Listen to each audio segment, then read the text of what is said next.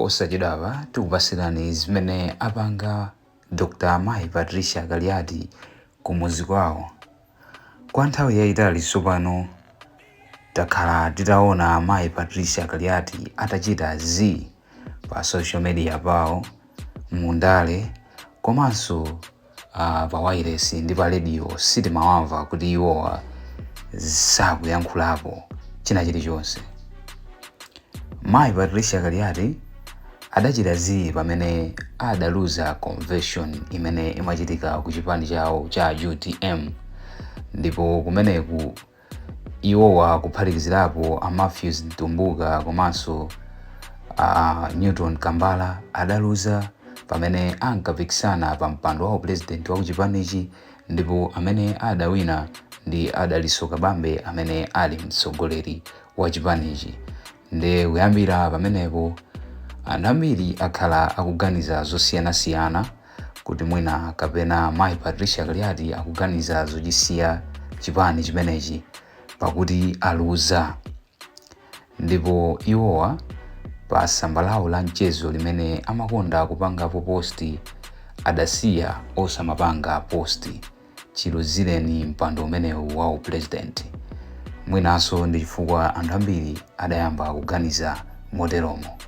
Kuphatikizapo padatchuka tima VN timene anthu amakhulupirira kapena kuti adamva kuti ndi Mai Patricia Kaliati amene amayankhula ma VN amenewo.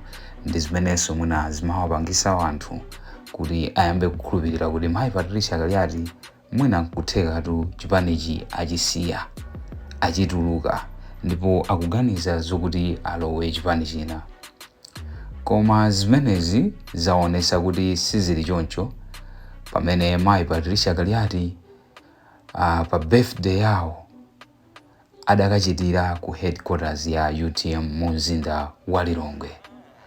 Mai Patricia Kaliati birthday yawo idali pa 21 December, ndipo anthu ambiri adadabwa pamene Mai Patricia Kaliati adapanga chisankho chokakondwerera birthday yawo ndi anthu akuchipani ngakhalenso anthu ena amene ali anzawo, koma kuchitira kwake ku headquarters ya chipani chimenechi cha UTM.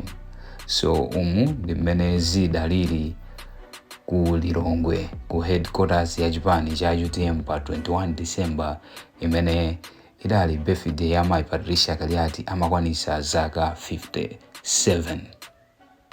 Kuyambira pamenepa Mai Patricia Kaliati tsopano adayamba pa social media kumaoneka, ndipo iwowa adalemba post yosonyeza kuti no akuchita recognize president wa chipani chimenechi tsopano Adaliso Kabambe. Ndipo post iyo iwowa adalemba motere. Ndipo Mai Patricia Kaliati pa 25 December adalemba post yawo pa Facebook motere: Merry Christmas to you all, dear fellow Malawians and UTM family. As we celebrate this season of love, hope and unity, I extend my heartfelt wishes to every Malawian. Christmas reminds us of the importance of compassion, togetherness and service to one another. To our beloved UTM supporters, your unwavering dedication inspires us to keep working tirelessly for a better and brighter Malawi. Together we can achieve greatness for our nation. May your home be filled with peace, joy, and countless blessings this festive season and beyond. Merry Christmas. With love and gratitude, Honorable Dr. Patricia Kaliati. So zimenezi Mai Patricia Kaliati adalemba ndithu kuzera pa Facebook page yawo kuchita recognize UTM, zimene zidali zokhanga zosusana ndi zimene anthu amafalisa kuti Mai Patricia Kaliati achoka mu chipani cha UTM. Ndiwowa pa 25 December adafunira mafuno abwino a Malawi komanso ma members a UTM, ndikunena kuti chikhulupiriro chawo chimawapangisabe kuti UTM izipita chisogolo ndipo asamatope. Mayi Patricia Kaliati sadasire pompa, adalembanso post ina imeneno yasimikizira mtundu wa Malawi kuti zimene amaganizazo si mmene zilili, koma iwowa ali mchipanibe cha UTM. Kodi Mayi Patricia Kaliati achita kutani kuti muna ziziwikiretu kuti iwowa ali mu chipanibe chimenechi cha UTM? Tatiyeni tiwerenge post yawo imeneyi. Amalawi anzanga, kalembeseni mukaundula wa mavoti wachiwiri kuyambira pa 29 December 2024 mpaka pa 4 January 2025 kudera lanu lovotera kuti muzasankhe mtsogoleri wa kumtima kwanu. Voti yanu ndi mphamvu yanu. Kalembeseni mukaundula wa mavoti. Chimenechi ndi chinthu china chimene chasonyeza kuti Mayi Patricia Kaliati sadanyanyale, sadachoke ku chipani cha UTM chifukwa picture imene ayika pa post imeneyi pali sticker ya UTM kusonyeza kuti Mayi Patricia Kaliati ali mchipani chimene chibe cha UTM.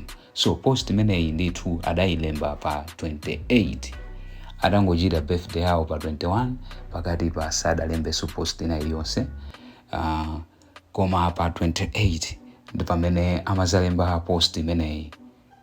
And picture yakeyo kuyichita chimozimozi imene amachitira nthawi zonse, ngakhale somene ankamema wanthu kuti awavotere pa mpando wa president umene iwowa adalephera. Ndi posta yawo adayichita chimozimozi zimene zidayamba kusonyeza wanthu kuti Mayi Patricia Kaliati sadanyanyale, sadakwiye, koma alibe mchipani chimenechi cha UTM. Ndipo anamemeza wanthu kuti akalembese gawo lachiwiri limeneli limene layamba. Ena benkumasusa kuti iyayi zimenezi sizikukwana kuti Mayi Patricia Kaliati mwanene kuti sadakwiye kapena sadanyanyale kapena sadachoke mchipani chimenechi. Mwina atu sakupanga recognize chiyambireni sadachulepo kuti Daliso Kabambe mtsogoleri wathu kapena chani. So pano apa tikutengereni pa post ina imene Mayi Patricia Kaliati apanga zulo. Post imeneyi alemba kusatira zimene iwowa achita kudera la Kwao. Mayi Patricia Kaliati achita zinthu kudera la Kwao. Fusotu nkumati kodi Mayi Patricia Kaliati achita kutani kuti mwina zioneke kuti iwowa alibe still muchipani chimenechi cha UTM, ndipo akuthokoza kapena kuti akupanga recognize mtsogoleri wa chipanichi Dr. Daliso Kabambe. Tatiyeni tione post imene adayika zulo pa 1 January 2025. Lero tinali ndi mwambo wabwino ogawa matumba aufa wachimanga ndi zovala kwa mabanja 185 omwe akhuzidwa ndi mphepo ya mkuntho yomwe idawononga nyumba zawo masabata awiri apitawa boma la Mulanje. Ndikuthokoza mtsogoleri wathu wa chipani cha UTM Dr. Daliso Kabambe chifukwa cha thandizo lomwe lafika mu nthawi yake. Mulungu akudaliseni. So post imeneyi mutha kuiona kuti yachula zinthu zingapo ndipo ikutanthauza zinthu zingapo. Chinthu choyamba ikutanthauza kuti iwowa achita recognize kapena kuti akunthokoza president wa chipani chimenechi cha UTM.